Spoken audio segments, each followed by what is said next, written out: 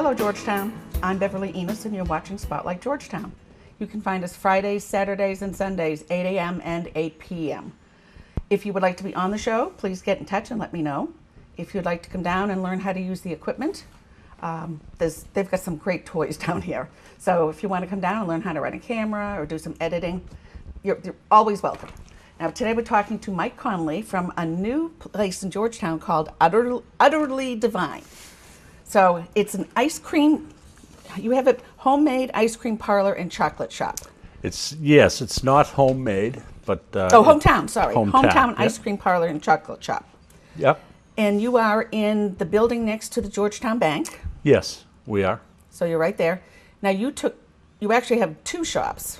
We took two spaces side by side, and they're open inside between the two. The one closest to the bank is a full chocolate shop, and the one next to that, connected to that, is the ice cream parlor. And when I walked in, I was thinking it was going to be like, go get an ice cream at one of the outside stands. It's not. It's an ice cream parlor. With the little caps on the guys behind the counter, and just like a really old-fashioned ice cream parlor. Right. That's kind of what we're going for. It was the old school look with the white hats and red bow ties, and yeah, it's really cute. That kind of thing. Now, you're not from Georgetown. You're from... No, we're from Wakefield. Okay. I'm from Danvers originally. My wife is from Wakefield originally. We've been down there 30 years now. And Ellen doesn't want to come on No, scene she'd rather be down the shop. Okay, what's your background for food service? Well, we actually own the Groveland Diner, as well as Utterly Divine that we just opened here in Georgetown. And the diner is actually right next to where they're building the new bridge. Yes, right at the new bridge in Groveland. We've been there about 4.5 years. I actually grew up in the diner business. My folks owned a 24-hour diner down in Danvers, Mass, up on Route 1 years ago. So I grew up there in the 60s, early 70s. They were open 24 hours a day, 7 days a week. We closed on Thanksgiving and Christmas, and that was it. So I've spent most of my life in food service in one way or another. Now, did you go to school for part of it, or? No, just worked in it. Just grew up with it. Figured it out on the fly. Why an ice cream and chocolate shop? Well, we wanted to. We originally started scouting places to do a dinner restaurant, believe it or not, and then as we get into the process, we just kind of simplified things and narrowed it down, and we thought, well, ice cream would be a lot of fun, particularly to do something inside, have inside seating for it. And then the chocolate kind of came along to support the ice cream in the off season, because from a business perspective, the seasons run opposite each other. True. So that was our thinking there. And why Georgetown? Because we were looking for a small, homey New England town. Massachusetts per capita eats more ice cream than anybody else in the country. Really? Yeah.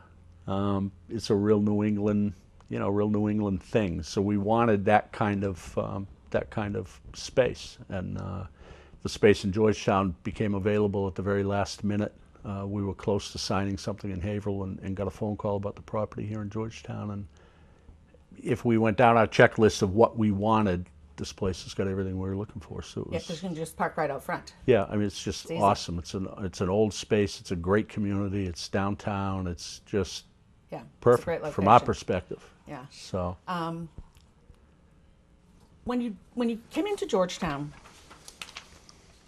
did you think it was going to be as big a hit as it seems to have been? No, we're doing somewhat better than my business plan. I remember growing up here, and we had to go through the woods to get downtown, and we'd go downtown with our quarter and get an ice cream. Right. And Currier's was there, and that's where everybody was. And after basketball games, baseball games, things like that, the teams, the little leaguers would all get taken out for an ice cream. Right. So it's a very historical type of thing. Yeah. The ice cream. Yeah. I think, speaking back to why Georgetown, I think that speaks to that. It's that New England. I mean, every town, I think, every small town in New England had that at some point in its development. You know what I mean? So we were trying to kind of harken back to that with this concept. Now, who decided on the decor inside? It's really cute. You know, I get asked that a lot because people ask me that about the diner as well, because it's similar, retro, if you will, without being kitschy. But neither one of us, my wife or I, really decide on it. We just did it. It just happened. Kind of The two of us start, and there's never any, discourse or what are we going to do. This is what we're doing, and it comes together. Now, you sell things other than ice cream in the ice cream shop. Yeah, we've got penny candy for the kids. Yep. Well, for any age kid, come in and get their penny candy as well. We also do smoothies and lemonades and flavored drinks, espresso, cappuccino, regular coffees, some whoopie pies, some scones, that sort of thing in the ice cream part. Okay, so it's more than just an ice cream store. Oh yeah, absolutely. And we've got some tables inside, so you can sit and have a quick cup of coffee or whatever. And there's tables outside. Some tables outside on the sidewalk as well, so Yeah. you can relax outside, have an ice cream cone. Yeah, or a cappuccino. Or a cappuccino, or in my case, a double espresso. Yeah, you never know what. Well, and that will also go through the winter. Just Yes, like the chocolates. we'll be open year round, yeah. Yeah. What are your hours? We're open currently from 11 in the morning till 9 o'clock in the evening, 7 days a week. Okay, yeah, nobody's going to have ice cream for breakfast. No, not yet. Not yet. And we may adjust that going into the fall and the winter, Now, you sell Gifford's ice cream. Why Gifford's? We do.